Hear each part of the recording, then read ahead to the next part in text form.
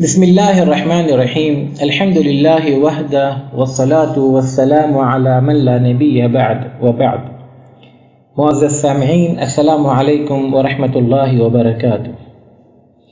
اللہ تبارک و تعالی قرآن مجید میں ارشاد فرماتا ہے، وَمَنْ أَعْرَضَ عَنْ ذِكْرِي فَإِنَّ لَهُ مَعِيشَةً ضَنْكًا۔ جو لوگ میری تعلیمات سے، میری ہدایت سے منہ موڑیں گے، اعراض کریں گے، اسے پس پشت ڈال دیں گے، خاطر میں نہیں لائیں گے، ہم ان کی زندگیوں کو اجیرن بنا دیں گے، تنگ کر دیں گے، مشکلات سے گھیر دیں گے۔ آج اس وقت ساری دنیا کرونا وائرس کی زد میں ہے۔ واقعی میں ساری دنیا کے لوگوں کی زندگی اجیرن بن چکی ہے، تنگ ہو چکی ہے، مشکلات سے گھری پڑی ہے۔ اس وبا نے دنیا اور دنیا کے بڑے بڑے سپر پاور بلکہ سپریم پاور ممالک تک کے ناک میں دم کر رکھا ہے۔ انسان اپنی بے پناہ طبی ترقی کے، علوم طب میں بڑے بڑے حیران کن مشینریوں کے باوجود اس وبا کے سامنے ڈھیر ہو چکا ہے۔ گھٹنوں کے بل بیٹھ کر اپنی بے بسی، بے کسی، لاچارگی اور کمزوریوں کا اعتراف کر رہا ہے۔ انسان ٹوٹ چکا ہے، سب کچھ یعنی طاقت، قوت، دولت، علم، ٹیکنالوجی، اسباب و وسائل، سب کچھ، جی ہاں سب کچھ ہوتے ہوئے انسان اپنے گھر کی چار دیواری میں بند ہونے پر مجبور ہے۔ حالانکہ یہی وہ انسان ہے جسے کل تک اپنی ان چیزوں پر بڑا ناز تھا، بڑا گھمنڈ تھا، بڑا اتراتا پھرتا تھا اپنی قابلیت اور صلاحیت کو لے کر، اور اپنی اسی زندگی میں بڑا مگن بھی تھا۔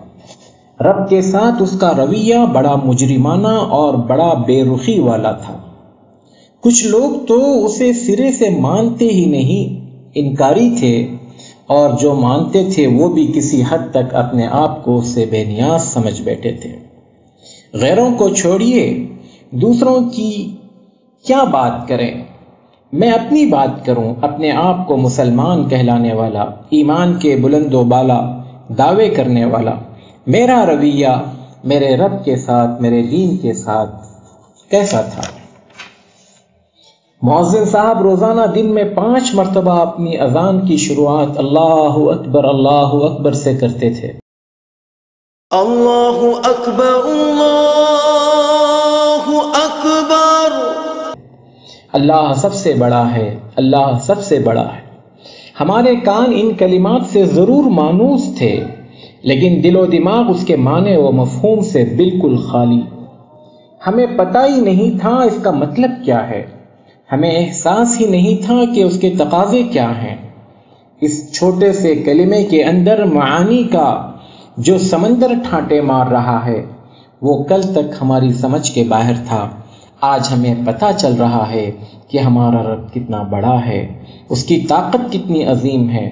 وہ کہتا ہے، وَمَا يَعْلَمُ جُنُودَ رَبِّكَ إِلَّا هُوَ، تمہارے رب کے لشکر کو سوائے اس کے کوئی اور نہیں جانتا۔ یہ معمولی وائرس اتنی بڑی عظیم دنیا میں اس قدر تباہی مچا چکا ہے تو رب کے دیگر لشکری کیا کچھ کر سکتے ہیں؟